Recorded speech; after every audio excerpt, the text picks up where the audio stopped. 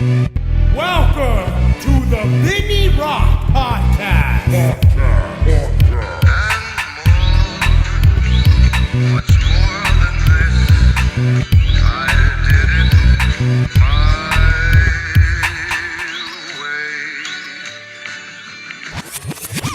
Hey, what's up, guys? You guys know that this show wouldn't be possible if it wasn't for our sponsors.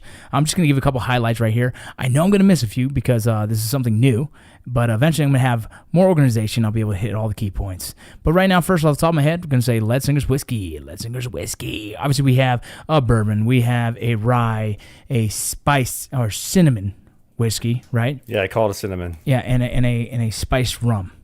So those are amazing. Find them in a place near you. If you cannot find the Unicorn of Whiskey, please go ahead and contact one of the social media pages, Facebook, Instagram, whatever, and we'll tell you what states we do have it in currently. There's a few surprises. We have a few big states that we just signed, so I'm pretty excited about that. Another one of our sponsors, and I'm proud to be an owner of this, is Warfighter Tobacco. Warfighter Tobacco is a brand that started no more than about a year ago and actually took off from the Drinker Bros podcast and now is continuing on to jump on with this podcast. Obviously because I am one of the shareholders. But some exciting news in the Warfighter Tobacco world. We have partnered up with a big company. Plasencia Cigars is the ones that are making ours now. They are producing them for us. The quality of them has just shot through the roof. They're a Nicaragua brand now, and it's an exciting new thing. I think if you guys have had them before and you love them, you're gonna freaking die for these now. Go check out warfightertobacco.com, Warfighter Tobacco on Instagram and Facebook. Give them a follow and check them out. Another one of our sponsors, you already know, Steel. This is one of our big sponsors that jumped on board and helped us out really early on. And that is not to be confused with Warfighter Tobacco, but this is Warfighter Hemp. Yes. If you're tired of the opiates and the zombie apocalypse, the zombie dope, or PTSD symptoms, the CBD oil. The CBD oil is kind of the way to go for. There's no psychedelic effect. There's no involvement with psychedelic effects or anything like that. And am I correct? This is legal in every state? Yes, it is legal. Yeah, so that's one of the things. This is something that Boone is a big advocate for. This is CBD oils. This is supposed to be. I haven't tried it yet personally. I need to jump on board, but I'm not sure if I'm allowed to yet or not. So I'm actually looking into that. Yeah, and I think I am. Even though I'm military, I think I'm still allowed to. You use still got CBD. that stigma of it, right? I'm nervous, right? Yeah. Like, all of a sudden but let me double check on that for you guys before you do. If you're military, anyone else, go ahead and check it out. This is Warfighter Hemp. What's the promo code for Warfighter Hemp? The promo code for Warfighter Hemp is Vinny. VINNY. That's it. That's Vinny. it. Just Vinny. Promo code is You're Vinny. the man on that. Well, I like that. If you use Vinny as a promo code, you'll get a little bit of percentage off. Am I right? Yes, sir. You will get 10%. 10% off. And you guys use that code. Check it out. Let me know how it goes. I would love to hear some of the feedback on this. Don't forget, that's Warfighter Hemp. Yes, and another one of our sponsors, Article 15 Clothing. You guys know where it's at, article15clothing.com. Check them out. They got women's shirts, men's shirts. They also got some winter line coming out here soon. Check it out. Hey, if you use the promo code ROCCO, ROCCO, I'm pretty sure it still gives you 10%. If it does, let me know. If it doesn't, let me know. Our next sponsor is Valor. ValorSpirits.com has a sweetener that is made from the nectar of the agave plant. These guys are two combat veterans, one Marine, one Army, are now just living a life trying to make a business and make it happen.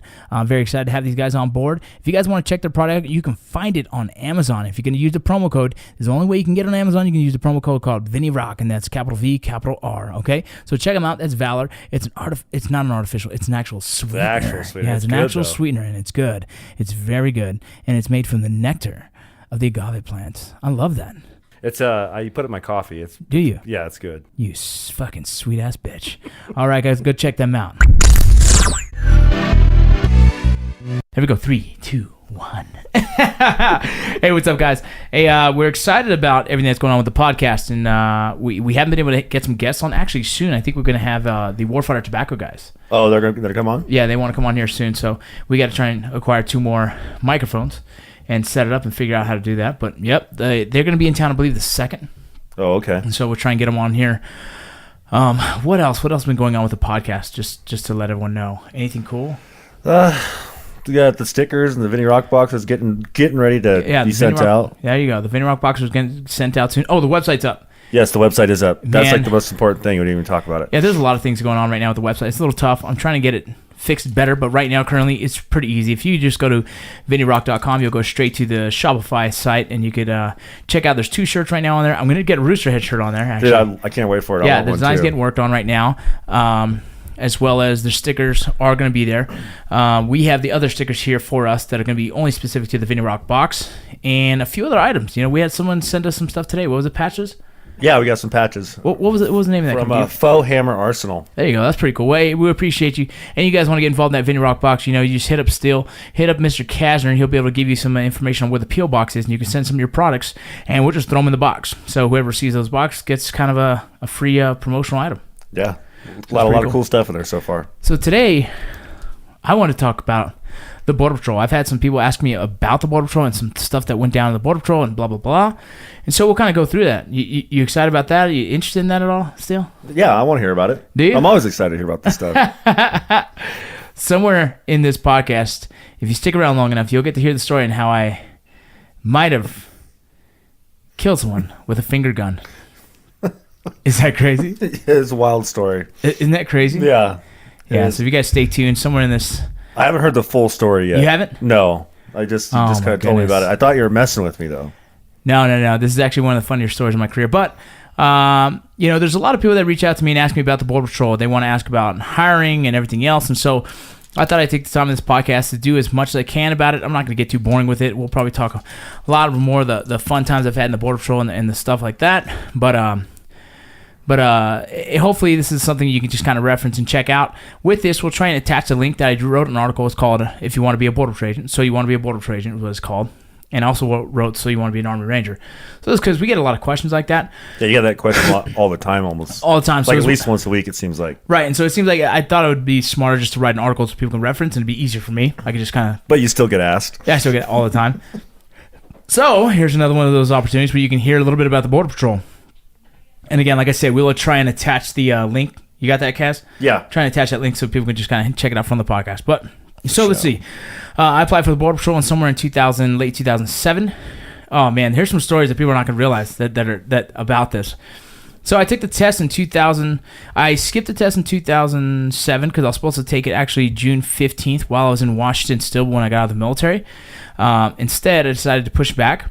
I asked if they could reschedule it so while I was in Arizona I could take it.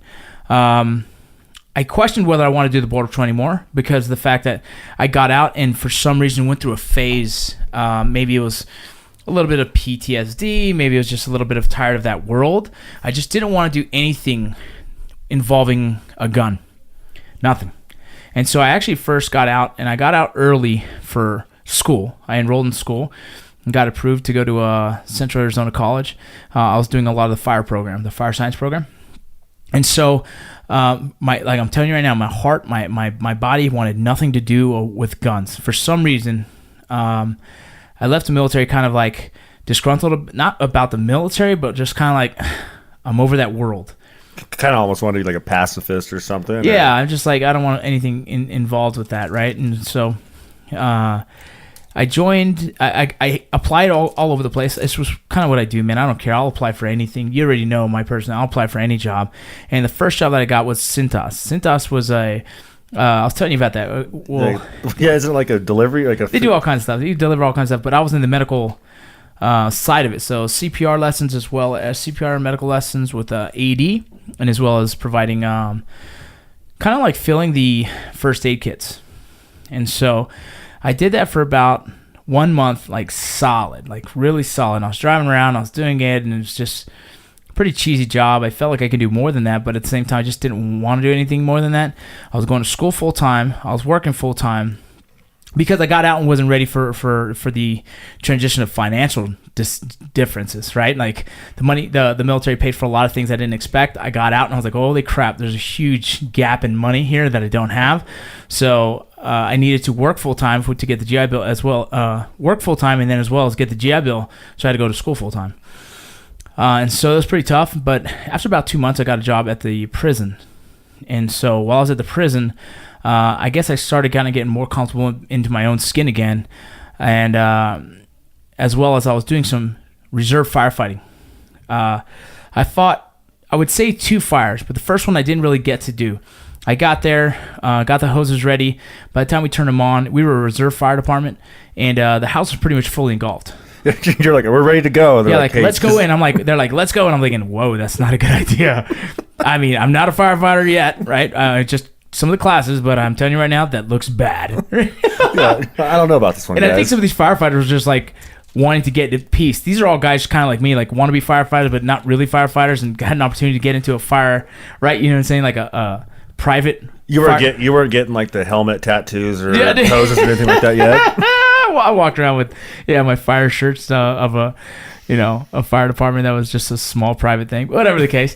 So the first one was fully engulfed. So we threw the hose on. They pretty much kept the houses to the left and to the right from burning down, and let the baby burn. I just had my first little experience, and I was like, well, that was kind of cheesy. That's got to be cool though. Like, I mean, it sucks that somebody loses their house, but at the same time, you're like, that's an awesome fire. I think everyone's attracted to fire. Yeah, especially every guy is. I was hoping that I was going to sit there in the fire and it was going to speak to me. Kind of like Backdraft. Yeah. I was thinking of seeing The Wizard, and I was going to be like, oh man, this is great, right? So if any of you guys don't know, my father's a 31-year LA City firefighter. I spent most of his time doing 911 dispatch at the second part of his career. Hurt his wrist at one point. Then he just kind of got into doing 911 dispatch.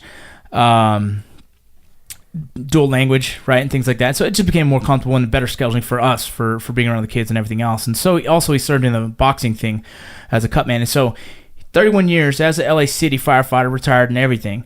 I remember him coming home smelling like smoke, and I loved it. And I wanted nothing more than just to be a firefighter when I got older. If it wasn't going to be baseball, it was going to be fire.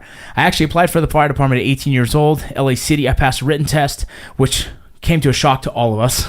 Right, you passed the written test? I passed the written test, and it came to a shock because we all know I wasn't a good test taker because I couldn't read very fast. Yeah. Right, and so that was awesome. Did you ask them, were you like, is this going to be timed? Yeah. And I took the whole time. And I actually guessed, I think, the last 15 questions because I just didn't have the time. Just C's all the way down? Just, exactly. C's. Exactly. Abacadabra.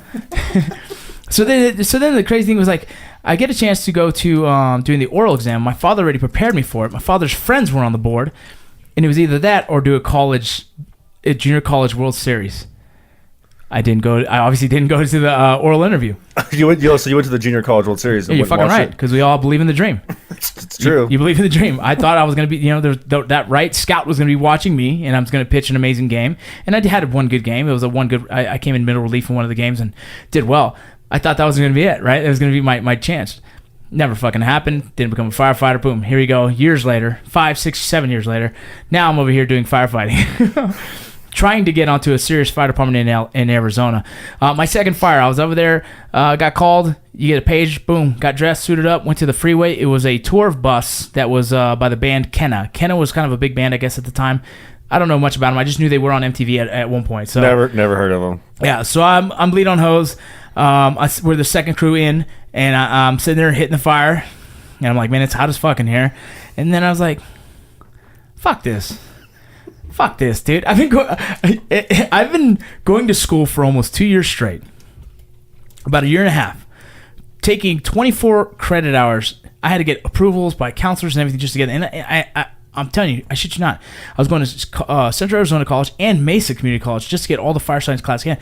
I had fire science 1 and 2. I had EMT. I had vehicle extrication. I had wildland fire. I had fitness for firefighters. I had a CPAT class. I had all these firefighter classes. And I sat there at that moment and realized, fuck this. I'm not doing this. This is not for me. It wasn't for me. It's just not what I wanted. Deep down, my heart, I wanted to have a gun. You wanted that, it just kind of went full circle back on you. I already was doing all this stuff in the military. I was highly trained by an amazing unit, obviously 2nd of 75th Ranger Regiment, and I felt like I was kind of letting my talents go to waste if I didn't pay tribute to them and continue on in doing some kind of law enforcement of some sort. So that's when you got into the prison systems. So I was in the prison system doing the SORT teams and all this stuff. At the same time, I'm doing reserve firefighting. At the same time, I'm doing full-time school. Oh, you're doing all that. All this. Oh. No, I'm doing everything. Crazy. Yeah. Well, dude, I needed to make money, right? It's just, I wasn't making enough money doing the prison. I think I was getting paid $21 an hour, which is great. Which is great for someone who gets out of the military and just jumps straight into the $21 an hour. But it just still wasn't enough, right?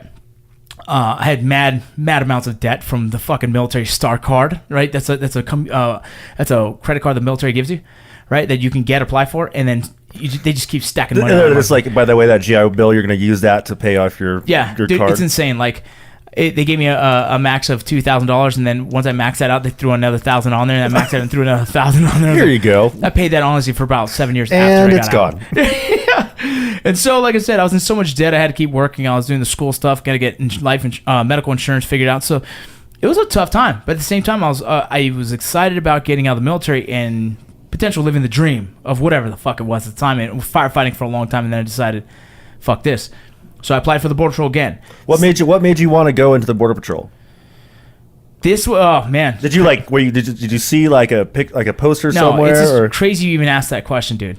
Honestly, crazy. So check this out, Sergeant Barraza, and I've told you about Sergeant Barraza. Yeah. There was a room one time we're all sitting in a squad room talking about what do we want to do when we get out. This is my first deployment. I got in probably only 4 months before this. And I'm already talking about what I want to do when I get out, right? And I want to do firefighting. I wanted to do firefighting. I thought about doing smoke jumping. Right, because I think it sounds rad as fuck. Yeah. And so I'm saying, yeah, that's probably what I'm going to do. And he was like, well, I want to do Border Patrol. I'm like, what the fuck is that? I knew a little bit about it because I've been to Mexico quite a bit. Living in L.A., we'd go travel down to Rosarito, Ensenada. Rosarito is where I almost burnt down that hotel I told you about later. Yeah, that's another story for another day. But let's just stick to this Border Patrol stuff. So then I knew what the Border Patrol was by I remember the colors of the green cars, right? Those green Jeeps or whatever they had. So he explained to me, he was like, dude, the Border Patrol has a lot of money. It's federal funded, and they have a special operations team called BORTAC, and they're pretty much the baddest things outside of the military. That's what he was saying to me, right? Besides the FBI at the time as well. And so I was like, cool, whatever. I don't want to do that shit, right? I got out and started thinking, like, hearing more about it, right? And so I was like, well, fuck, dude, what does it hurt? I'll just apply for it and see what's up. I still don't know nothing about this motherfucking job. I get to Arizona, and there's a fucking heavy amount of Border Patrol in Arizona. So I'm seeing it now, and I'm hearing about it. Now I start Googling about it. You know, hearing of the BORSTAR team and all this stuff, and Search Medical Rescue Team, and I'm into the medical field. I enjoy the medical field, right? But I'm an infantry guy, so I'm thinking like the BORTAC might be more my route. And so I said, fuck it, man. Let me just apply for this motherfucker and see what happens. Boom. Test come back. I failed. Miserably, or you just failed? Well, it wasn't miserably. Fail's a fail. It wasn't miserably because I'll tell you why. I was waiting you have to wait 3 months to go reapply, and I failed the test. And when it comes to these law enforcement tests and firefighters, I usually don't have a problem with them because they're easy tests in my head. And a lot of people tell me the Border Patrol test is easy. I was like, fuck no, not for my dumbass. I couldn't understand the common sense. This is common sense. Like, that shit wasn't common sense, dude. Didn't understand shit of it. How many sticks does Timmy have left? Yeah, dude. I was like, forget this. So I failed it, and so I was discouraged. I was upset. I started thinking about doing just a regular police officer. And then all of a sudden I get an email. It was almost a week before my 3 months was up where I could reapply and try and do it again. I started studying for it like crazy. I bought a couple books at not Amazon, but Barnes & Noble, whatnot. Studying, ready to apply, and all of a sudden they send me an email saying they've revised their scoring. And I swear I had this in my email somewhere. I bet I still have it. They've revised their scoring, and now I am eligible to continue. You're just on the cusp. So I felt like, man, they lowered the standard just for me to get in this motherfucker. They really like me. Like, yeah, Mr. Congeniality works again. And so I get into the Border Patrol, man. And so it became a long process for me. You got to do the oral exam. The oral exam was scary for me because they go and ask you these questions. Now, obviously, you're not supposed to explain what they asked you, but it's just situational questions, and you just have to answer them smart, right? Just as long as you're not a complete idiot, right? But my problem is, like, pretty fresh out of the military still, or still have the military mindset, right? I'm a drill sergeant at this point. I'm going to drill sergeant school. I think just a little bit after this, I went to drill sergeant school. And they were like, what do you do when you see a group of individuals and they're walking up with guns, you know? And I'm thinking like, fuck yeah, I'm going to fuck these dudes up, right? I'm going to shoot them. Right, I'm going to shoot them in the fucking face. Well, they don't want to hear that answer. They want to hear the smart answer, right? And so I was like, I knew that. And I was like, all right, cool. So, this is what I'll do. And as I said, I'm going to give a SLU report. And they're like, what's a SLU report, right? In the military. Yeah, what is a SLU report? Size, activity, location, time, time, equipment, things like that. So you're giving a general idea of what's in front of you by using this acronym, essentially. Okay. Which is very common in the military, right? And so I'm saying this, I'm thinking like, holy shit, I think I'm scaring them because I think at this time I was just kind of a little aggressive. It's just, like, put me in there, coach, I'll fuck them up, And so the next question, I used the word ambush. I'm like, well, I'm just worried about them ambushing me. And I'm thinking like, fuck, I'm gonna just scare the fuck out these dudes because I'm throwing ambushes at them. I'm gonna do I'm gonna flank the enemies. Were they doing like the looking at you and whispering to each other kind of thing? Someone got to adjust himself in his seat a couple times, and I'm thinking, like, oh, shit, dude. Like, he doesn't look tactical at all, and he's probably like, this guy's a monster, right? This guy's a maniac. But I'm the only guy that showed up in a suit and a tie. Oh, you always got to show up in a right, suit and tie, fresh shave, looking good. I only do that because my dad would have made me, right? And if he heard anything less, he would have smacked me. Yeah, right. So, luckily I got to go. I got the thumbs up, past that, and continue on. Then there's a physical exam. There's all this other exam. The hardest one, the lie detector test. You always got to take a lie detector test for law enforcement stuff, right? Brother, they heard they asked you some weird questions. I've had one before. Yeah, and they asked some crazy questions, but this one was a legit lie detector test. I've heard bad things about it. I heard how scary it is. The Border Patrol has one of the most difficult lie detector tests. What do they call it? They call it polygraphs. Yeah, one of the most difficult polygraphs in the federal government. And so I was terrified, dude, because reasons, right? A lot of reasons. A lot of reasons to be scared about this, man. You did a lot of things when you're younger. I've seen really good dudes not make it, right? And I use. And you're wondering, like, what questions did they ask them, bro? Like, I use this quote quite a bit. This is Nick Palmachano. He says himself. It goes like, "I'm a good man, not a great man." You know what I mean? Like I've done some dumb shit as a kid, right? I've tried some weird drugs. Yeah. I've just done dumb shit, and so now I'm terrified. Like, dude, I got through everything. I was in California at the time for like vacation, just taking a vacation. I forget what the reason I was even there for. And they give me a call. I'm right outside Ola Boy's print shop. I was with Ola Boy at his shop just visiting him. What's up, Ola Boy? Ola Boy, we love you, buddy. And so we're going to get some Rooster Head shirts out there soon. But I step outside to get the call, and the guy goes, hey, man, I know you had a TS clearance in the military. It looks like all your drug history and everything else, all the other issue happened before the military. So we're feeling really good about this. We're not going to have you take the lie detector test at this time. So we're going to push you on forward and continue on through the hiring process. Oh, so you didn't have to take it? Nope, didn't have to take it. You're probably one of the luckiest people I've ever met. I know, and that was the hardest reason. That was the biggest reason why I didn't want to get out. Because I was like, dude, if I ever want to get back in, I'm screwed. Because it's just a scary thing to have to try and do, And like I said, we all do dumb shit as kids. There's people that are way better people than me, and I just get nervous about that. And I'm not even a bad dude, right? It's just I was just a curious dumb kid. just did some wild things in the younger days. Whatever the case. So hey, I'm in the Border Patrol, right? So now I'm worried about the physical fitness there. I was a little out of shape at the time, just kind of like I am now. What did you say? You were like 240 or something like that? I went in there around 236. You're 236. Which I'm way out of shape compared to that now. My size, I'm way bigger than I was then. Right now, I think I'm still 260. I'm 264, somewhere around that. Man, maybe 268 today. I don't know. I felt heavy today. I woke up heavy. You just know when you're like 4 pounds heavier. I think I had a little too many carbs. But whatever the case. Feel full today. So I get in there. Cool story. I'm gonna throw my boy's name out. I hope he doesn't get mad about this. I'm driving my little car to the orientation, and I pick up this big old monster of a dude. He's about 265, no neck. Huge white boy, just jacked. Yeah, just walking like a big old goofball. And I'm like, hey, dude, get in here, man. You driving to the Border Patrol orientation? He goes, yeah, get in.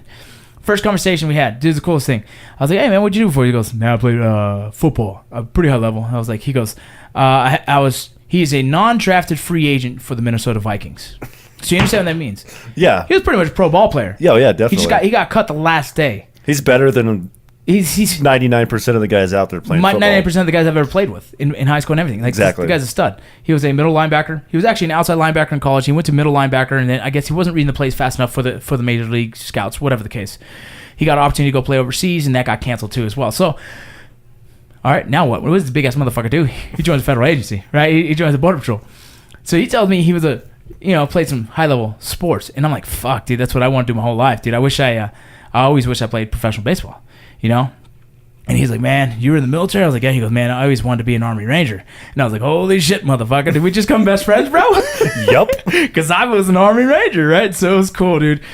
So luckily I had that dude on my side, man, and we got through the academy. The academy is tough, man. You get there, they ask, like, who has military experience. I did my best to not raise my hand because I just didn't want extra attention on me. I'd rather try and be the gray man as long as possible. It doesn't really happen when you have a chin like mine. But, I mean, do they already know that you were in the military? So I think they do. They asked, so they were just kind of staring at you, like, is this guy going to raise his hand? One guy says, if I look at your file and I find out that you were military and you didn't raise your hand, we're going to have a problem. So, obviously, then, boom, that's when my hand raised. They started asking questions like, what'd you do? I didn't say anything other than, I'm a drill sergeant. So, obviously, I became one of the just trying to be coy. I wasn't going to say anything else, dude. I don't need attention on me, man. I just want to freaking get through the damn class. You had that target on your back when you started Right. telling them that you were, a ranger and all that kind of stuff. Kind of a big deal, you know what I mean? Nah, dude, I was just like, whatever. So we get it. We do it. It was tough, man, because obviously I don't read very fast. School was never a strong suit, and a lot of the academy was immigration law, was fucking reading and writing and studying and tests. And like I was very fortunate enough to barely get through it. I had a lot of my friends, Chris Smilo, freaking Miguel Malari, freaking Daniel Ramirez. Like these are guys at the top of my head that helped me study to get through this course. Yeah, didn't you say that you didn't finish very high in the No, academic wise, I was one of the worst. Academic wise, I barely got through. Yeah, I actually barely got through academic wise. You had, I believe, it was an 80%, and I was probably like an 82. You see what I mean? And that was because the last test put me over to the 82. Like I was Blade running this motherfucker, right? Like it was scary. But then you got physical fitness. I'm one of the top guys. I was actually number 2 in physical fitness. My buddy Miko Malari, again, the motherfucker beat me, which pissed me off more than anything, right? But I had a lot of issues in the academy as well, dude. Like besides that, I also graduated with the leadership award. That's whatever, right? It's another one. It's congeniality awards because I knew how to shine boots and square people away. Yeah, I got the leadership award, which is cool. I'll take it, but it is what it is. But at one point, man, so just so I didn't have to cut my hair, I shaved my head, and the only clothes I brought was like white t-shirts because it's not a fashion show for me either. So I had some white shirts, regular old pants, had a shaved head. Obviously, I had the tattoos. Just looking gangster. Looking like a damn cholo, right? Looking and gangster. I don't mean to do that. I wear my ball caps. I got my straight bills. There was a dude out there at lunch. He sits there, and this is the Border Patrol had a big problem with this. A lot of guys were there was a lot of people that were being found to have ties with cartels and gangs. Oh, to help them get through and all right, that help stuff. get through. And so obviously they looked at me and they profiled it, which understandable. But the guy didn't even get a chance to talk to me. He just saw I actually was put under investigation for gang affiliation right away. And I told him, I said, dude, like if you knew me, you would know that's not the case. Like I'm not even close to that, right? So I stayed away from that. Right. So right away, boom, I get hit with an investigation. I had to write a memo. In the Border Patrol, you understand, every time you get in trouble, you got to write a memo. Anytime someone puts you in question, you got to write a memo. So I had my first memo. Second memo, I used to wear a KA bracelet. I haven't got one in a while. Actually, I need one. So if any of you guys out there listening, if you got an extra KA bracelet, I'm looking for my a Dale Brim, a Ricardo Barraza KA bracelet. I've had them before. I don't have them anymore. If anyone has an extra one, please send them my way. I'd appreciate that. But so I had my Dale Brim and Ricardo Barraza KA bracelet. And so they told me that I had to take it off. That's not part of the uniform. I was like, no, I'm good. Yeah, you weren't going to do that. So I had to write a memo. So then they make us wear these things on our pockets that are called I forget what it's called. Something like your silent partner. Something like that's what they call like your partner. Other Border Patrol agent who passed away, right? And so I had that in my pocket. And again, they made me write another memo about not taking off my bracelet. And I wrote this memo and said, listen, you asked me to have my silent partner. I was like, I have my silent partners on my wrists as well. I was like, these guys from the military, blah, blah, blah, blah, blah. Argued it the whole way. Finally, I got a memo back saying, you can keep it. Thank you. So that's another issue. Yeah, like I was going to take it off anyway. Right. And so then the third issue, I get locked out of my room. I go there and ask a lady, like politely, dude, I use Spanish for everything. Yeah. So definitely. This one girl I've never even met, I've never said a word to, just thanks, ma'am. She walks up, unlocks my door, boom. I go in. The next day, I'm accused of sexual harassment of this girl. Bro, you know how scared I was? Damn, I bet. How scary is that? Like I'm like, who? They're like, oh, she works down there. I was like, who? They showed me pictures. I don't fucking know. I think that's the girl that opened my fucking door. Like, I don't fucking know, dude. I swear to you. Now, I have none to hide, right? So I'm like, I was like, dude, you can do whatever you want. Look at the cameras. If there's cameras, look. I said one word to her. Thank you. Something like that. Thank you, ma'am. Boom. And so it was obviously investigated. She threw claims out on multiple different dudes and found that she was lying. Oh, it's like you're definitely guilty until proven innocent. Dude, on that I deal. was, yeah, exactly. And I was like, oh, great. Like, that's the last thing. So obviously, I'm writing another fucking memo, dog. And I'm like, dude. Did you break the class record for most yeah, memos? Dude, I know. I'm like, dude, how many fucking memos? I had to write a memo because I failed a couple tests. So I'm below the standard. And so I'm writing memos. Dude, I had so many goddamn memos, bro. I became an expert in memos before I even got out of the academy.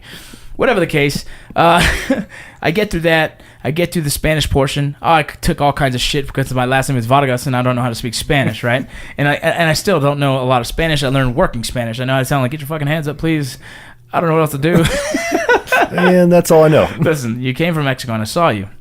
I'm gonna assume you're illegal. Let's just. Can you make this easy on me? Yeah. Yeah, and that's probably the one part of my job I wish I improved. I would say I wish the Border Patrol improved on teaching Spanish, and I don't blame them. There's a big influx of Border Patrol agents. They want to get them in and get them out as soon as possible. I've heard the original Spanish from the Border Patrol was way harder, and heard you became more proficient at the language, not just working Spanish. That would be a gripe, I guess. As functional as you should be, you really aren't. Well, they need more, like, with the way everything's going right now, they're going to need more agents. Yeah, and it's interesting, man. Like, my views on immigration is just one of these, it's this weird thing. Like, let's just hit that real quick so we all understand we're all on the same page. I believe immigration needs to be more, there needs to be more education. I think illegals, legal immigrants, I think people coming from other countries need to have a better education on what the rules are here so they know what can happen. I believe that a lot of them are fooled in believing that they can come here and do this or do that and stay here. So I think that's partly our fault. I think America needs to give a better education to other countries on how to become citizens. And I believe we need to make it, I wouldn't say easier, but a more fluent, flowing system to get people that have good backgrounds, that have no illegal criminal history and great education, people that we want here, right? And as well as some of the people that just work their asses off, migrant workers, whatever the case you want to call them, that want to come here, just do work and go back. I mean, I'm good with that, right? For me personally, but at the same time, it's just one of those things, like, if you do the proper paperwork and do it right, it shouldn't be as hard, and it's super hard. I mean, yeah, it's very difficult. I have a friend who his wife's coming from England, and just it took 12 years, 13 years, 14 years, right? Really? Yeah. That's crazy. No, and that's true. And it's terrifying for them to try and pass and fail and stuff like that. And some people are here for work visas, some here for all these other different reasons. I've heard things where people from other, you have to take a test to be a citizen, right? There's an so actual naturalization test. There's a test that, I mean, most 50% or if not more Americans couldn't even pass. Yeah, they'd fail it. I've never tried it, but we should try it. All right, I'm down. Yeah, let's find it. But the case is, I understand why people want to come to America, right? Plain and simple. Absolutely. It's the greatest country in the world. I believe that. I believe it's one of those places where you can be as successful as you fucking want. You can work your ass off, and a lot of the other countries don't have that opportunity for them. So, of course, you want to come here, right? I also understand the threat that we have with terrorists trying to come into here and act as if they want to be acting citizens, but turn around and fucking bring harm to America. So I know that too, right? So I'm sitting on the fence of both sides. I've lived the life of seeing terrorism overseas in Iraq and Afghanistan, so I'm a little bit more sensitive to that side of things. I also come from my half Mexican side. My grandmother, or my grandmother's family, is originally from Mexico, right? And I understand why they came to America in the first place, right? For the land of the free, the land of opportunity. Yeah, if they didn't come over here, you wouldn't be where you're at now. Correct. My mother wouldn't be where she was at, and then continue on with the cycle. And so it's always a tough thing to talk about and to understand and be in the position where I've had guys, illegal immigrants, that you do your job, and I snag up, and we bring into custody, and they question you, like, dude, aren't you Mexican? And you're like, fuck, it's like, yeah, I am, dude, but I'm also doing my job. I'm also doing my job in the best way I see fit to protect America. And if you're coming here illegally, there's either one, you're uneducated to know there's a right way of system to do it, or you've done it wrong in the past because you were fooled and now you have to only do it this way, or you have a criminal record that's pretty fucking shady and you can't do it the right way.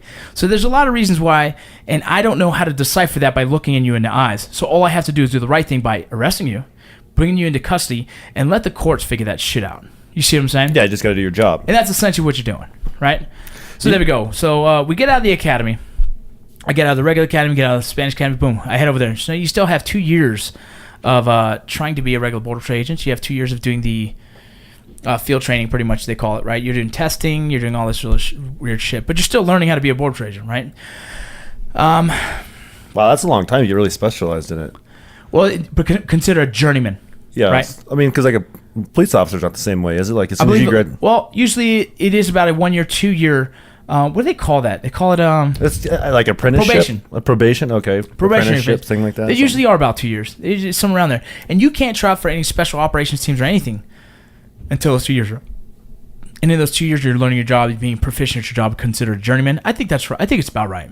Honestly, dude, for that job, for understanding your job, knowing your location, you got to show up to an area that's probably, I don't know, I'm going to say 100 miles, and it's probably a little bit more than that. And you have to understand which each area in this 100 miles is, and where every sensor is in this, where all the key terrain features. So if I'm over here chasing a guy, I'll be like, hey, over here by the red tree, and everyone knows what the red tree means. Yeah, you were telling me the other day Right. how you guys use like landmarks, there's landmarks, right? There's a hill, there's maybe an old broken down bus, man. There's an old fucking gate, right? And so you have these landmarks, the Balasso gate, right?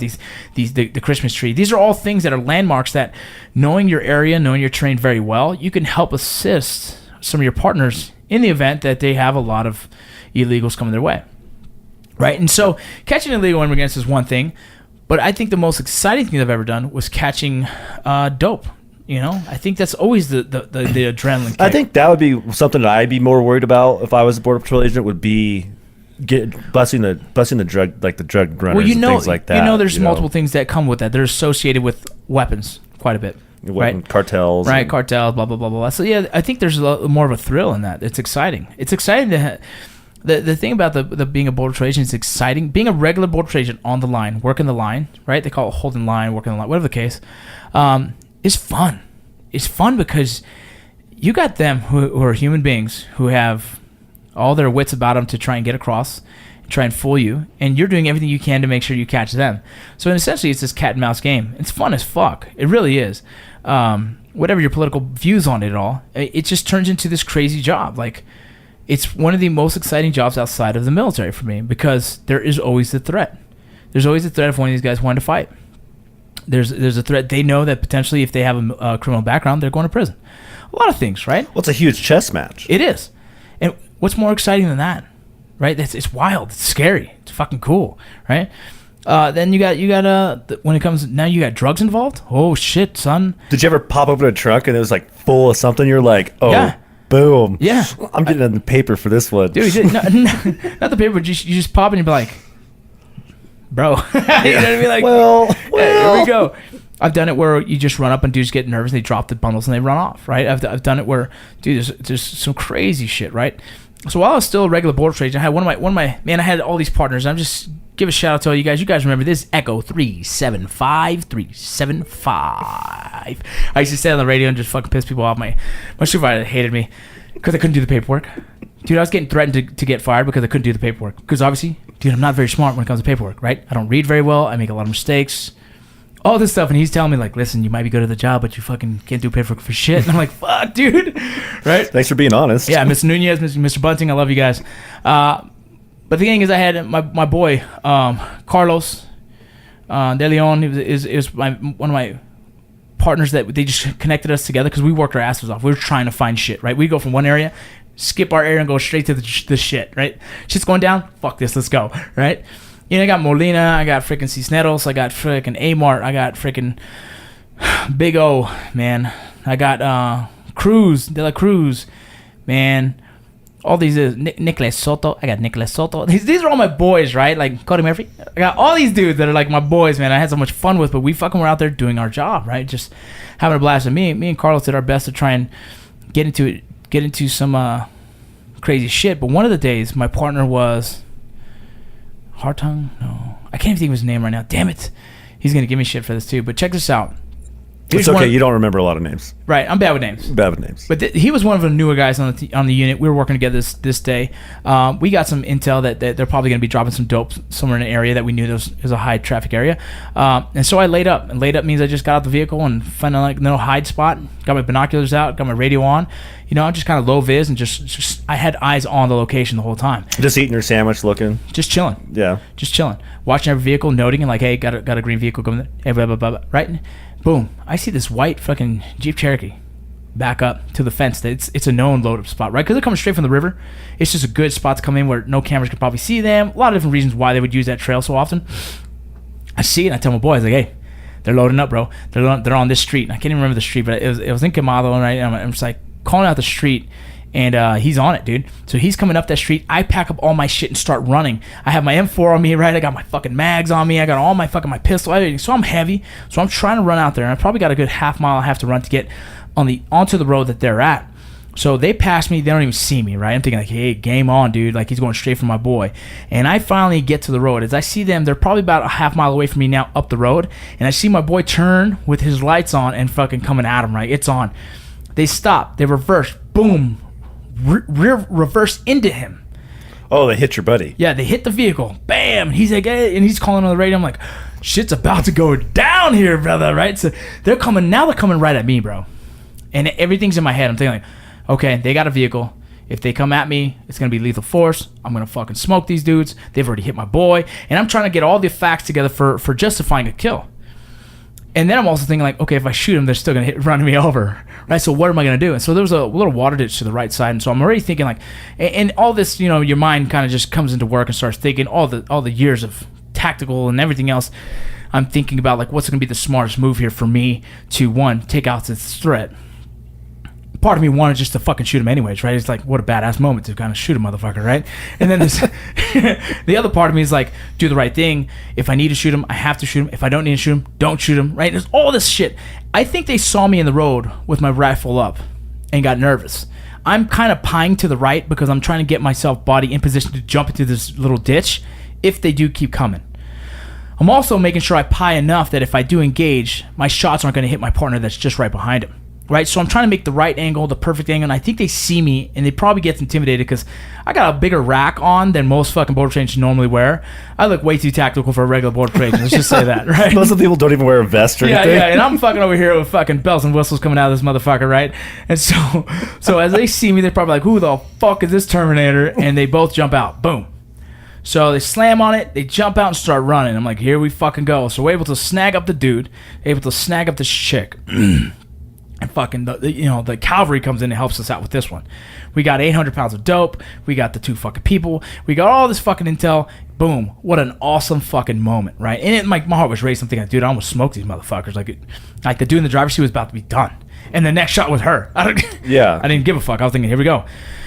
Cool thing is, it turned out to be a really good stop. Got a lot of intel off. It just turned out to be a really good play. Dude, weeks prior, probably months prior, that girl was actually apprehended almost the same exact way, and she ran her vehicle into the fucking river. Just got out and then swam back across. Swam back, broke her arm and everything. That's crazy. 16-year-old girl, 17-year-old girl. Really? Yeah, she was. People didn't assume that she was a smuggler, and she was smuggling. Just young. But when you get paid, like, listen, a lot of these they look for people that you're not going to suspect. Well, a lot of these border towns average income 25, 30K a year, right? Some cartel member, someone that has a wealthy amount of money is going to offer you a lot of money. You know, some of these people take it. That's on them. You know what I mean? We do our job, they do their job, they do whatever. You know, it is what it is. It's a weird situation, right? So that's just like one story. Man, here's the thing. Still, we're coming up at 38 minutes. You gotta tell your story. We might have to have a part 1 and a part 2.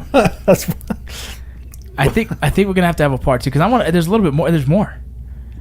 You can tell it all. I mean. Let's just keep going. All right, so that's just one. Then, no, we're just going to keep going. If we have to chop it up to 2, we'll chop it up to 2. All right, those of you guys listening, we're just going to keep on going. If we have to chop it up to 2, we'll release them both the same day so you guys have them both. So that's just one, like, really cool opportunity I had, right? One wild time we had, you know? It's got to be crazy to have that mindset, though, when you're doing it. I don't know. Like, so, you know what I mean? I've noticed that it's just years of training, right? Years of training, years of growing up in an area where you always have to kind of have your head on swivel. You know, there was drive-bys as a kid when I was at my buddy's houses. You know, I was at my boy's house. There was drive-bys there. We heard it down the street. There's things like you just know when to be smart. So it's kind of raised with the street smarts already. Then you get in the military, you start learning the tactical side of things and your thought process, and you're able to, while training in that kind of environment, it becomes a second nature to you. Like, I'm able to think a lot better under stress maybe than others. I don't know, but I feel everything slows down. Thought processes are made. You know what I mean? I mean, just today, Hunter was in the fucking car, and he scared me because he was in the car grabbing something. I was going in there to get the kids dinner. I looked back and said, hey, and I almost reached for him. The whole thought, I looked at him, I'm like, do I know him? I don't know him. And then I looked at shit, that's Hunter, and I stopped. I almost snatched up my own fucking son. Oh, because he was just in the car grabbing something. You thought somebody was breaking into your car. He was in there grabbing a fucking CD or something like that. And I didn't know he was in there. I sat in the car, I turned around, and I saw a face. He got scared, made a weird face. Right, like a scared face. And it didn't look like him. I couldn't recognize him. Yeah. So I fucking reached at him like, hey, like I was gonna fucking grab and then punch, right? And then I look again, and he just starts crying. I'm like, whoa, bro, you're like, wait a minute, that's my son. And I told him, I was like, son, you can't just sneak up on dad like that, dude. Like, I'm a little crazy, right? But the Christian was like, you good? I was like, yeah, man, I'm a little stunned right now because like I had a whole thought process before I snatched him up, and I realized it's my son, and that bothers me. But at the same time, like if it was a bad guy, I would have snatched You've his been fucking ass protecting up. your son. Right. So it's this weird thing, right? And it's just years of doing this, right? Even in the prison system, when I got in a fight with that inmate. Did I say that? Did I tell anyone that story? You told me something like that. It's another one. We'll talk about that one later. We'll talk prison stories next. Yeah, one. I gotta have a prison story in the next one. Yeah, but there was actually a guy that was a couple guys have written in. And said, okay, cool. Yeah, we'll do that.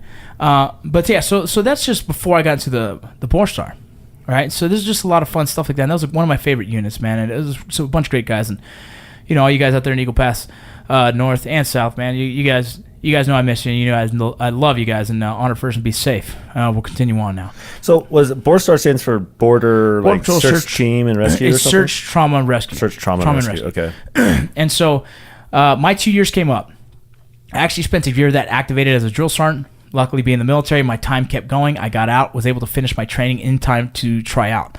It was BORSTAR showed up before BORTAC. Just timing. Like I said, I was kind of over the tactical scene because of the fact I felt like I didn't want to play Army Ranger when I wasn't an Army Ranger anymore, right? I kind of felt like I wanted to do medical and maybe, hopefully, do the tactical guys some right by being a good tactical medic. Really, it's kind of like that's where my heart was at the time, Lost some of those two my two boys. I wasn't there, but in my head, it was just what chased me to want to be better in medical, and so this is the conflict I've had. Remember my counselor, and so I chose like I'm gonna go BORSTAR, right? And so I started training for that. I've always been a pretty good swimmer, you know what I mean? And so the swimming portion was easy. The running wasn't so easy anymore. Now I'm 30 something. I was like 28, 29 at the time, or 28 at the time, or something like that, 27 maybe. You hit that 30-year-old thing. Yeah, my body wasn't as in shape as it used to be. I wasn't running as well as I used to, and so the running was a little bit of a pain in the ass. So we showed up to man, where the hell? The same place where Bud's training is done, San Diego. Yeah. And we did the training right next to them. They did the training, we'd be right next to them, and it was crazy. And I almost felt like our instructors were trying to compete with them. That's not good. Dude, it wasn't good. It wasn't good. It was tough. I'll tell you right now, like I have respect for being part of the Ranger Regiment, and that's one of my things I'll always pay homage to. I love them. And at the same time, his BORSTAR selection was such a respectable selection. It was scary. It was the only time in my life I felt about quitting because it was probably day 7, maybe day 6. My knee was so swollen and painful that I told myself, like, oh, man, I'm in such pain, and I was holding everyone back so bad I thought about quitting. And I got emotional thinking about, like, damn, dude, like, I didn't think anyone had it in me to push me to the point where I felt like quitting. You know what I mean? I've quit for one thing in my life, and it was football one year because I was just fucking senior year. I didn't want to get hurt. Baseball was more important. It wasn't a passion of mine. And it wasn't a mental thing. Right. And it wasn't because it was too hard. It was just fucking, my heart didn't want it. My heart wanted it, and mentally I was breaking because the pain was so bad. I was the asshole in the room. You know, when you look back and you're the worst one in the room? That was me. You're the pile? Yeah, exactly. I'm going with pile. And so it started getting frustrating, and one of my boys, McCardle, he was running there with me. He goes, you might as well quit now, 83. Look at you. You're so far back, 83. What's the fucking point, 83? You fucking can't. Maybe next year, 83. And I'm like, motherfucker, dude. This guy. He was just doing it to fire you up? Yeah, no, he's just doing it to fucking get me to quit. Because there's a little bit of honor in that, right? Like, as an instructor, you got to quit. You're like, get the fuck out of here. You ain't ready. But selections do need to be tough. They need to be tough in a sense where you want to make sure you're getting a guy that's going to be to the left and to the right of you at probably one of the scariest, hardest times of your lives, and know that he's going to put out. And so I get it. And I told myself, somehow I pulled myself, and I swear to you, to this day, I don't know what. I mean, it was a good Lord above me knew I should have done it, but either way. You just kind of blacked out? I told myself, I said, if I quit, it better be because my knee explodes. It better just go. So then I have a really good excuse of why I quit, because I have an ACL tear, right? You know what I'm saying? So I just blew this thing out. Right, I kept going. Luckily, a couple days later, we had a day break, and it was enough to really ice and prep my knee, and I was able to get some anti-inflammatories in me and stuff like that. And then after that, it kind of just went away. So it was really like a tendonitis, almost like a tennis knee or something like that. I don't know what it was. It was weird. It was painful. Really bad inflammation. Yeah, but at that time, I wasn't a physical specimen, right? Everyone else, I used to be back in the day. Now I'm not. I'm just a guy that had a lot of experience, and so I'm helping mentor a lot of these guys to just get through it, even though it sucked, right? And even my boy Smilo, right? Like, tough ass dude, but like there was times when he's like, They pull us out of this bus again, dude. I'm quitting. I'm like, no, you're not, dude. You know what I mean? And I even looked at him once. I'm like, hey, what are you doing? Suck it up, you freaking weirdo. And he's just laughing like, fuck, dude. I don't know what got into me. Like, I don't know what happened right there. but it's like, you know, we and him were together for so long, from the basic academy to BORSTAR. Now me and him, you know, we're picking each other up. You know what I mean? If I'm hungry, he's giving me food. If he's hungry, give him food. If vice versa, we're helping each other out, right? He's catching all kinds of shit because he's Smilo. Like, he's just a big fucking strong motherfucker, right? You know, and just a build ox, right? He's just a fucking ox, and people are giving him shit because he can't do fucking flutter kicks for shit, and he has fucking like 12 abs, right? Yeah. But it doesn't matter. The kid's a monster, right? Each of those legs weigh 100 pounds, right? He's like, well, because he's got quads that are the size of fucking ham hocks. Damn it! But either way, he's helping me. I'm helping him, right? And we find these weak points in our selection, and somehow we're able to reciprocate the favor and just give a little bit of a, hey, quit fucking being a bitch, let's go, you know. And then there was the day I had to jump off of a pier. Yeah, I swear to you, it's probably the most dangerous thing I've ever done in any kind of training, and I know for a fact. And look, it's the past. It's crazy jumping off a pier, bro. There was no safety mitigation. I'm a guy of training, right? Being a drill sergeant for so many years. The funny thing is that I know there's safety mitigation is one of the most important things, and that's the problem here, is that there was not that day. There was just some kind of a fucking storm off the coast. The waves are fucking huge as fuck. Tsunami coming. You got tsunami warnings. Yeah, no one's in the water because it's fucking dangerous. Not even surfers, right? They're just like the security, the lifeguards don't want anyone in the water because it's just fucking bad riptides and it's just fucked, right? We're running up this fucking pier and we're jogging, right? And then they partner me up with my boy Smith, big old Smitty. He's fucking 6'5", fucking a badass motherfucker, but not the strongest of swimmers. So they partner us up. I'm a strong swimmer. He's not a strong swimmer.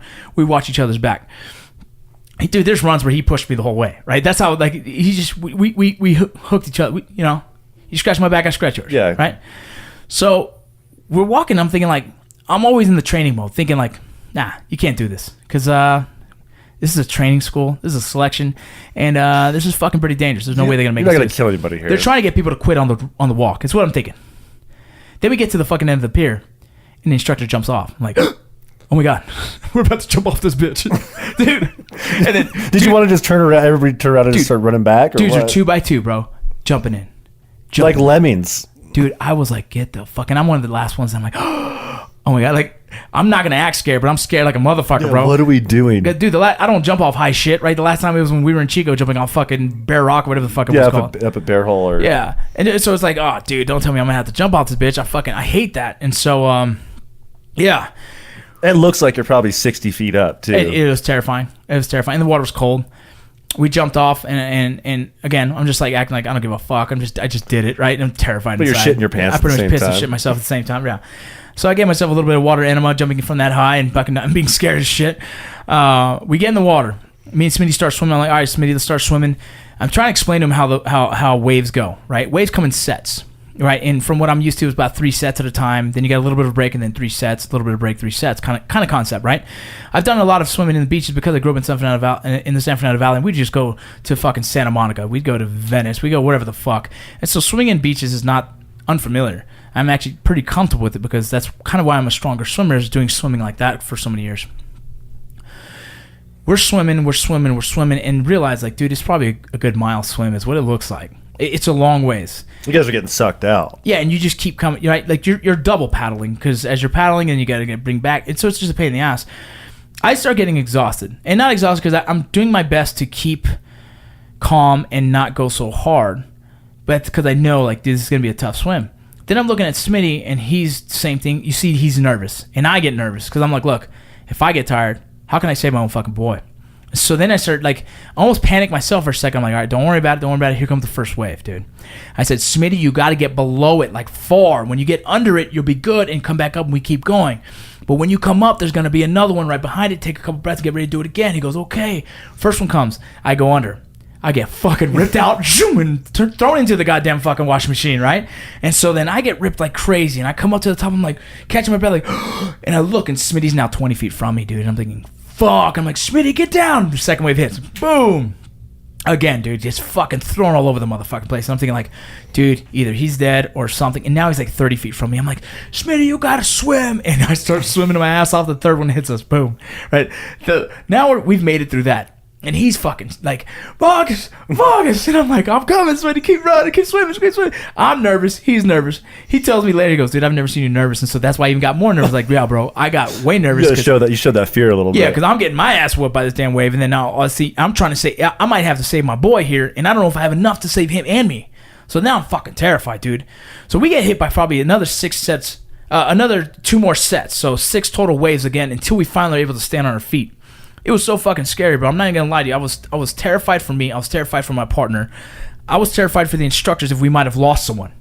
It was fucking nuts. Did you have to get back to shore and like do a head count? Yeah, we had people. Yeah, we had people crawling on their hands and knees, like kissing the floor. Like, thank God I made it, dude. There was instructors. Sand everywhere. There was instructors that were feeling that. We think some of these instructors were hungover, so they were just like, they're like, oh my God. Did they tell the guy like, what were you thinking? Why did you just make us do that? Dude, I've talked to these guys later on down the road. And they're just like, look, man, we thought we made it wasn't the smartest choice. We didn't think it was that bad. No, but a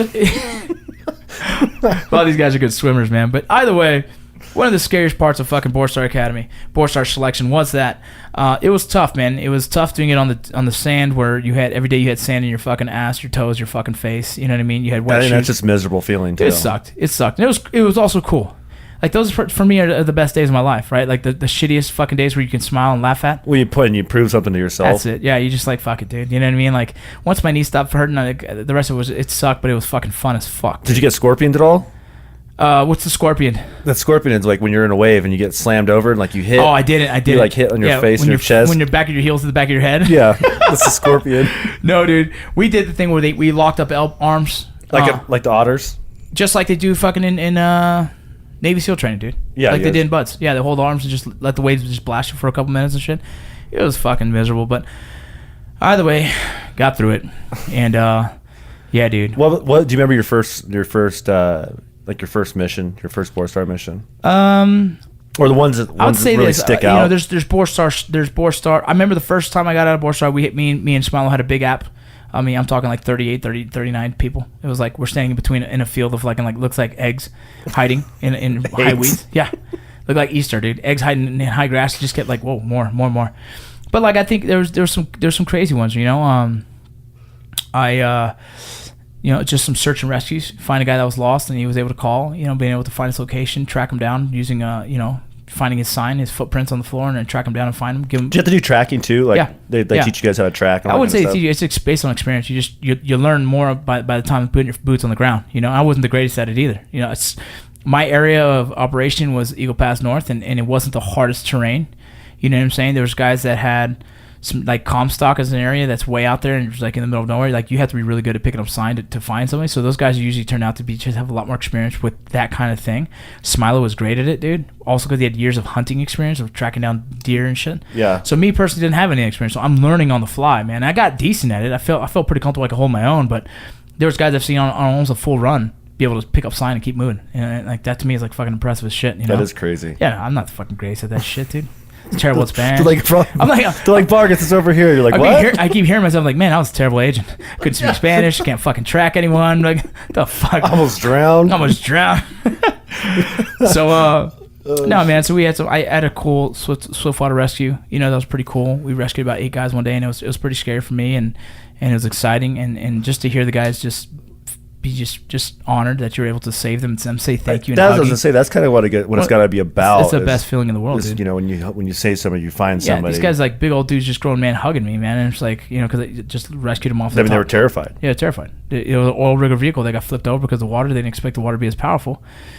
So yeah, dude, those are the things you do it for, right? That's why I wanted to choose that route.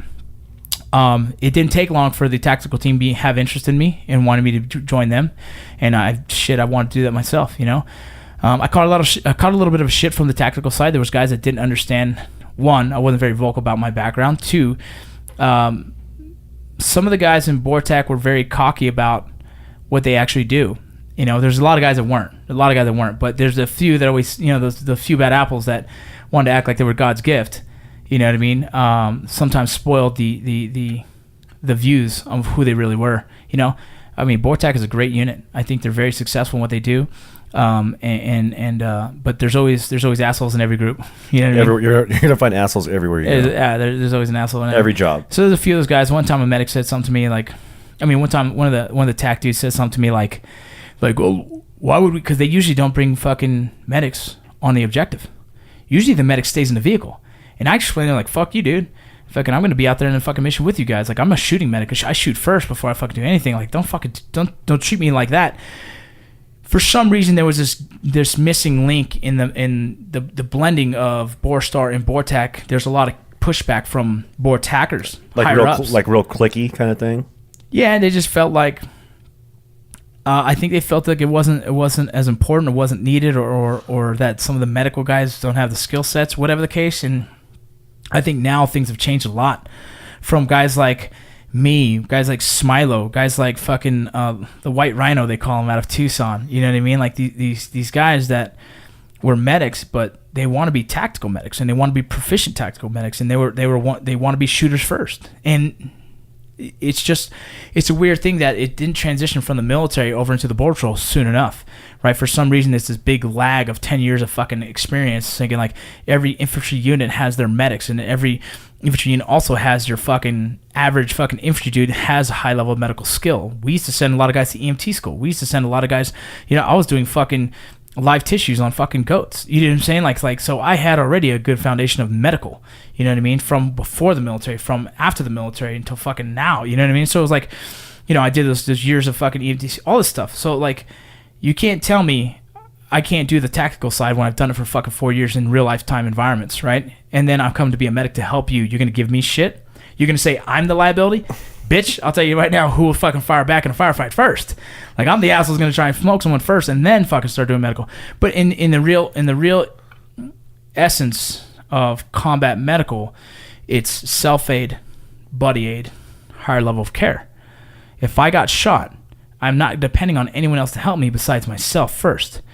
If the threat is subdued and it's safe, then you'll have a buddy help you out, right? Then once that's done and the threat is completely gone, let's get this individual to a higher level of care. You see what I'm saying? Yeah. Because what happens is this: if I'm down there, boom, boom, boom, I get shot, and I can help myself, and I'm an asshole, right? If I'm asking for my boy to help me and they haven't subdued the threat, potentially now he's another threat. He's another casualty. Yeah. Right? And it's this hard world of reality. Like, fuck you, dude. Sorry, I gotta kill this guy first before I fucking help you. So start helping yourself, drag yourself to fucking cover, do something other than just sit there fucking whining while I fucking try and take out the threat and make the situation better for all of us, right? Because it's a team here, right? And so that's the reality of it. And the other reality of it is like every motherfucker on your team better know how to put on a tourniquet. You know what I'm saying? I'll never be trained in that one. Yeah, like help yourself, bitch. Like if you're waiting for the medic to come put a tourniquet on you, you're an asshole, sir. Vince, I need you to reply my Doc, can you put this tourniquet on? Like, fuck you, asshole. Dude, I've had like it's funny when you're a medic. These guys sometimes they ask you like, hey man, can you like my buddy Vicini? He one time tackled these motherfuckers and he cut his fucking nose and he's like, hey dude, I was like, what can you do? I looked at him, I was like, nothing, bro. And he's like, you're a shitty medic. Throw some cotton balls in it. I was like, I went and got some fucking like fucking flower colored fucking band-aids for the next time, right? Dude, like, don't ask me for some fucking petty ass shit, dude. Like, I'm a medic, but I'm not that kind of a medic, dude. Yeah. I'm not here to cater to you. Yeah, I'm not gonna fucking suck your toes, motherfucker. I just know some basics here and there, but I know how, like, here's what I don't even want to be a medic if I don't have to. I want to fucking smoke a motherfucker and be like, we all just cheer. But either way, so my experience became, a tactical medic for the BORTAC team. I did a couple operations out there in McAllen area. We did some stuff down there because it got pretty hot and heavy over there. That's in Texas. Yeah, that's in Texas. And is that like McAllen Air Force Base or no? No, it's McAllen. I don't even know what the fuck McAllen was. There's this one area, dude. It's by McAllen. It's and it's like Rio. It's fucking La Grulla. It's fucking Roma, I think it's called. But this area by Falcon Lake. Remember? Have you heard of Falcon Lake? Never heard of it. It's really one of the top like bass fucking places in Texas, I guess. Oh, okay. At one point there was this family. I guess there was a couple that were out there. They were doing ski-doos or some shit like that, and one of them got killed by a cartel. And it's like, so Falcon Lake is a lake that is known to people transport drugs. That whole area though is kind of infested of a cartel, kind of like a lot of the stuff that's going on with the drug war and all this stuff like that. So it's a hot and heavy area. It's also kind of overran, And so we had missions out there for a little while and trying to fucking help mitigate some of the space. And man, crazy operations out there. I'm talking like stuff that you've seen on Border Wars that's us, dude. That was the work. Like crazy. I mean chases. I mean fucking bundles flying right back into the fucking lake, dude, and then fucking swimming back and getting it, right? Like fucking. It wasn't unheard of to go in on a house that had fucking like 18,000 pounds stored in there. It was a stash house. That's crazy. I mean, it's not unheard of, dude. And it's not unheard of to have like the local populace helping, right? You know what I mean? Like Look, they're getting paid too. An old man with a phone just fucking saying, hey, You got Border Patrol. they're scouting for them. So it was a wild time, man. And it was probably some of the best fucking work we've done. You know what I mean? First time I ever caught a fish was on Falcon Lake. You got a picture with it? Yeah, I got a picture somewhere on my Instagram. Didn't you say you almost ate killed it? me. It almost killed you? Yeah, one of the fish bones got stuck in my throat, and I almost died. Terrified. Either way, man, we just had some fun out there doing our job. But then I got the opportunity to go freaking to SOG. Some of the Vortexers I worked at, let me just throw those names out there. Felix, man, my boy Felix. That's why I named the guy named Big Poppy. Big Poppy came from those guys. Oh, okay, that's where you got it from. So it was Big Papa was Vicini, and then Big Poppy because it was me. And so I had some awesome dudes that were out there with me at that time, man. Ben Jacqueline, fucking dude. There's so many dudes. It was just a great time, man. And that's when you're doing these awesome missions. You're catching a lot of fucking bad dudes, and you're fucking putting fucking knuckleheads away, and you're just doing the job. Essentially, you're doing what I did overseas in country with less lethal force, right? Your engagements are not as high as expected or people believe. Well, yeah, you're not like you're in a different kind of war. It is. It's really snatch and grab. Your weapon is there for the fact that the potential can be there when you're dealing with drugs. There's always that potential, and so it's fun, great, scary, cool. It's probably the best time of my life, right? And then I jumped on. Go ahead, what's up? I was gonna say, like, how often did you run into because I know like the coyote problem is like with the coyotes. Yeah. So a lot of times they'll just take people out there and just kind of leave them, right? Well, it just depends. Yeah, like I can't say. There's some coyotes that their job was to get the illegals to actual safety and get them into wherever else they were going, another safe house, whatnot. And there was jobs, some of those coyotes were just leaving hanging, so then we would approach them, and then boom, they get drug swept the other way. Cat and mouse game. Most of the coyotes are underage, 16, 15, 14. So you can't really do anything to them. You do none. You arrest them, they know how to roll their own fingers. They fucking tell you, like, let me get a burrito and a fucking Gatorade, dog. I'm gonna roll my fingers to get me out of here. It's like, damn, motherfucker. Oh shit, that's hilarious. Yeah, dude. So then I ended up going to SOG. I started instructing for the BORSTAR Academy. I helped develop it in what it is today. That is a no shit truth. I helped rewrite and kind of organize the academy to be more proficient in training and being a good selection, as well as the involvement of tactical medical. No more jumping off piers. No more jumping off piers. Yeah, no more jumping off piers. We were the last hard class. But again, like so I helped it turn it in, and I hope it's still doing the right thing today. I mean, maybe it's always going to evolve into the better situation, but I was there for class 23, 24, and 25, and as well as then I jumped on with the BORTAC team again over here in SOG, and we all know how that turned out. I ended up my last mission was with the BORTAC team, and I left in New York, the 2 escaped convicts. Yeah, I remember that was big news. Yeah, it was big news. It was national news. 2 escaped convicts out of New York. They thought they might be going north, they might be going south. Either way, they activated us. We were just in fucking another place out that way in Virginia doing some training. You know what I'm saying? And so we came home for like 2 days. Boom, flipped around, went back, got activated. It was all good. We jumped on board, went to the mission, started searching, doing everything we could to try and find these dudes. By the time we got there, a lot of the sign was washed and stepped on and beat, and so it's hard to track when we're not the first ones on the ground. I think the Border Patrol is some of the best trackers in the world because of the fact it's what we do every day. You know what I'm saying? And so when the Border Patrol gets called in and the area's already fucked up, it's hard to track. There's nothing you can really do. Yeah, so we had some cool operations. We air assaulted into a fucking abandoned building that we heard that they were there. We fucking did a boat fucking mission straight onto, as fast as we could, jumped onto the fucking island that they were there as well. You know what I mean? And just kept coming up short, just a day late and a dollar short. At the time, my daughter was turning, how old is she now? 12, 15? I don't know. She was probably turning 9, 10, something like that. 9, I think it was. And this is the time in my life where I really started wanting to make the better decision for my family. I felt that Article 15 was taken over. I was real happy with that. Let's Drinkers Whiskey got launched, and I was hoping that that was going to be enough for me to be more of a family man and be around my house.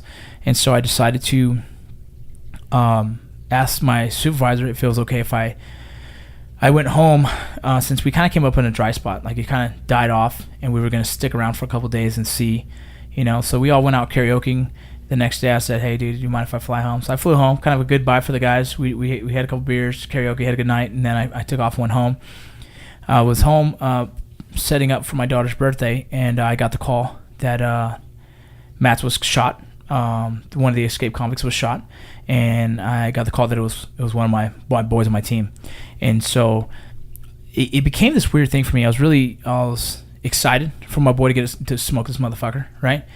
I was pissed I wasn't there to fucking smoke this dude too, right? And to get my shots in as well. And, you know, I was hurt that me as the medic was not there in the event that he might have been able to get hurt, my own team. I was hurt that I made the decision family over work. And I also understood my decisions because the place I am in my life at the time, I knew it was the right decision. So that's when I decided I needed to resign. In my head, if you're a medic for a tactical team and you're a half-ass medic, well, then you're no good to anyone. And so that was my time. But you're kind of feeling yourself that you were 100%. As much as I loved the team, I loved everything about it. I was choosing family over them, and at some point, it's smart. You could have got yourself hurt or somebody else hurt. I could have got someone else hurt, or I'm thinking too much about the family and not the mission. And like, I believe to be great at something, you have to go all in. And I wasn't being a great medic because of the fact I wasn't all in. And it was just time. There's too many other distractions in my life that were more important.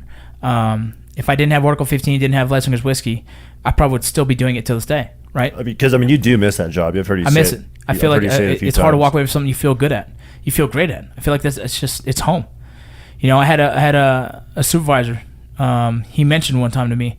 He said, and I've written this before because what he said, and he was a BORTAC soup and Eagle Pass, and he goes, in the end of the day, who's going to be at your deathbed? He was like, in the life that we live, you might have made it to the point where you have no one at your deathbed and you'll be dying alone, and so I thought to myself, like, maybe I want to be the guy that does have my family at his deathbed, right? Like, who's going to be holding my hand with it in the moment I pass away? And the life that I was living, it was a lonely road. Yeah. It was a lonely road. That's what you're the family man you are today now. Right. And so I do my best to try and, like I said, I wasn't always a great fucking dad. I always chose the mission first, and so this was just the beginning steps of me trying to be more relevant in my kids' lives. Again, if I didn't have a secondary opportunity like Article 15 or Leadslingers, I never would have made that choice. I probably would have eventually walked away from the tactical side and started doing more office jobs and shit like that.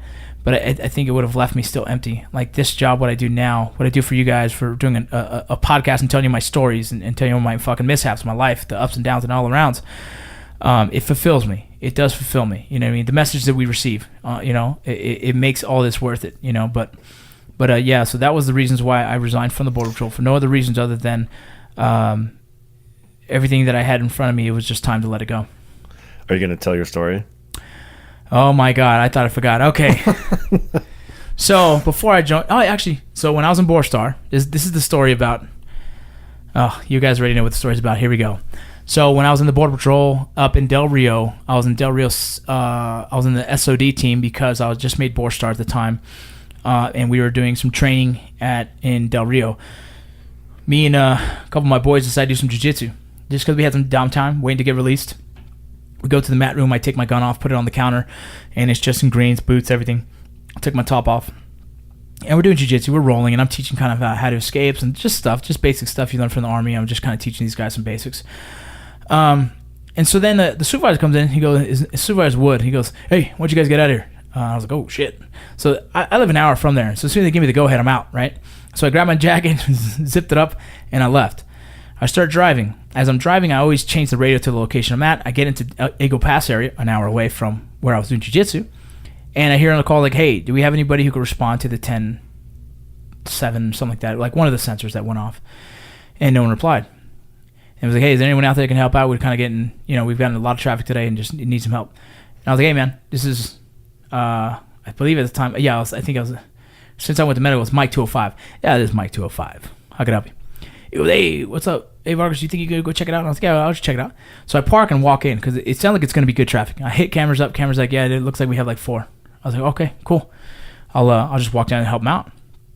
As I start walking down, I realize I don't have my gun. You left it I left it in fucking Del Rio, an hour away. Yeah, dude. And so then I whip my phone out, and I'm hoping cameras don't see me texting as I'm walking into the spot. I'm walking into the spot. I'm texting. I said, Smilo. I said, hey, I need you to go to the fucking gym and grab my fucking gun. He goes, what? I said, dude, I left it on the counter. Of all people and of all things you could do. Dude, no shit. I took a call and not realizing I don't even have my fucking weapon with me, dog.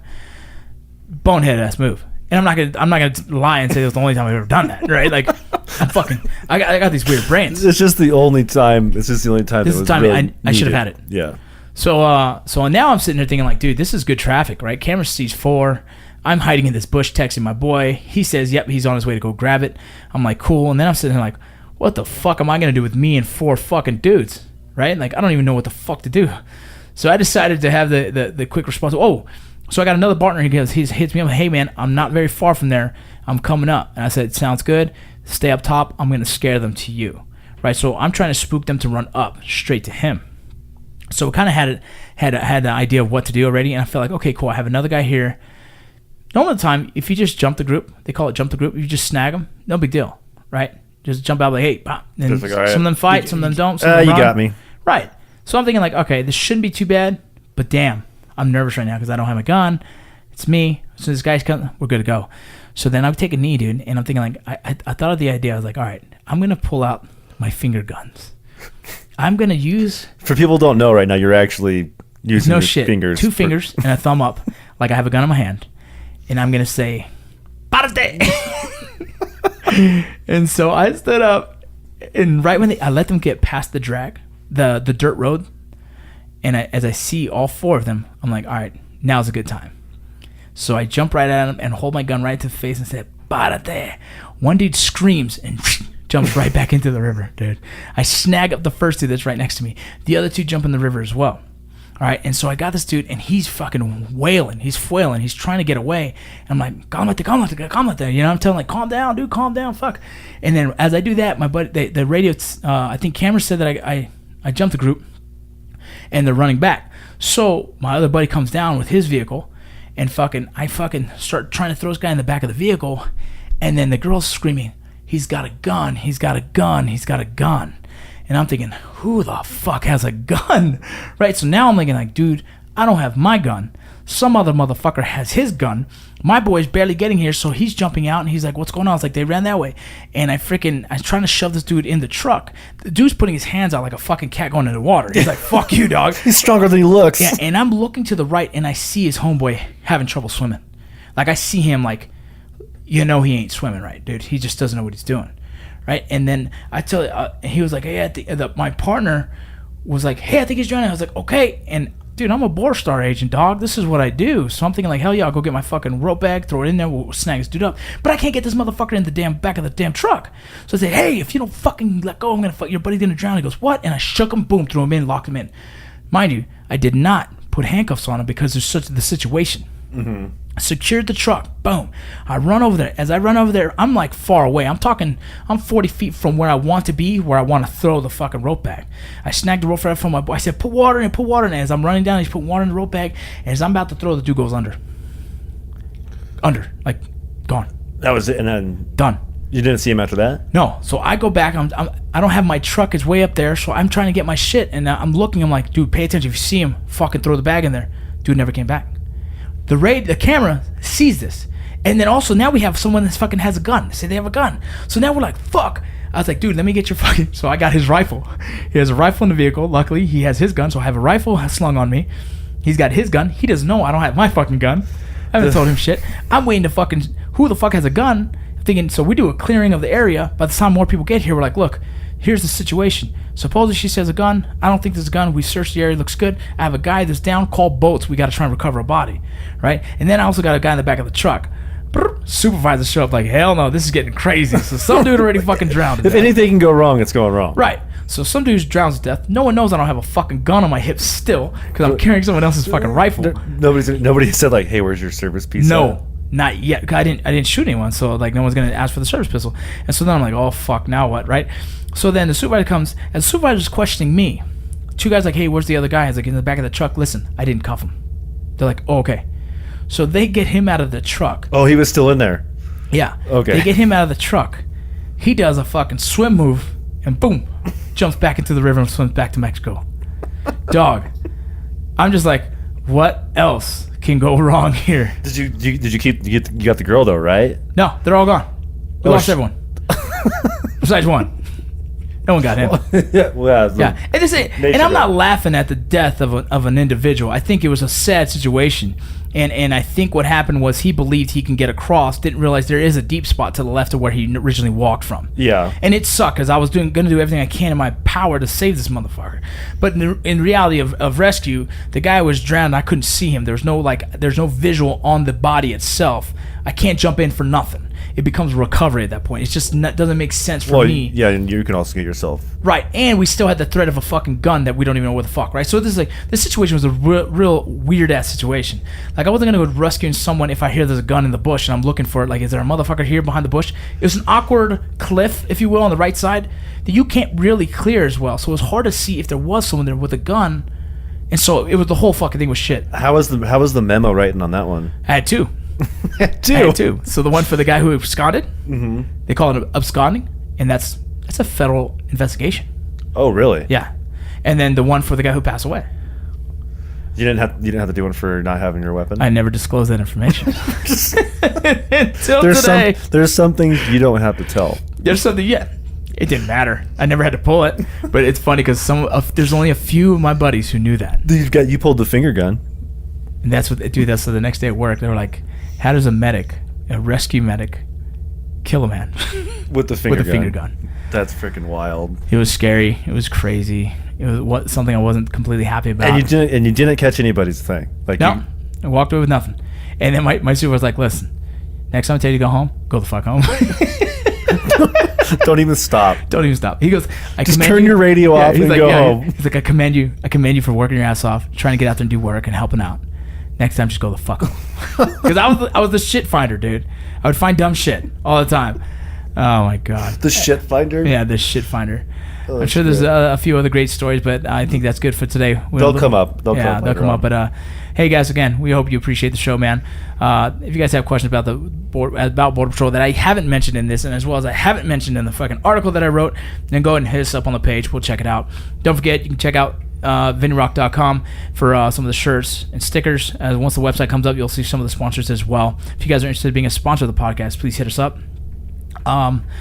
Man, there's so many things. All I gotta say, guys, if you guys are interested in changing your life, if what you're doing right now isn't your passion, and you have the ability to change that, then do it. Give it a shot, right? I was able to find my passion while still working with Border Patrol and decided to make the change. Is it scary? Every fucking day it's scary. Is it fulfilling? Every fucking moment of the day it's fulfilling. And so, I wouldn't say go quit a fucking, 6-figure job just out of nowhere, but have your ducks in a row, line them all right, and take a shot. Do what makes you happy. Do what makes you happy, man. Do what makes you happy. Again, I love you guys. Thanks for everything. Kaz, anything from you? I got it, man. Just have a good day. All right, man. Take care. I'm out. I did it.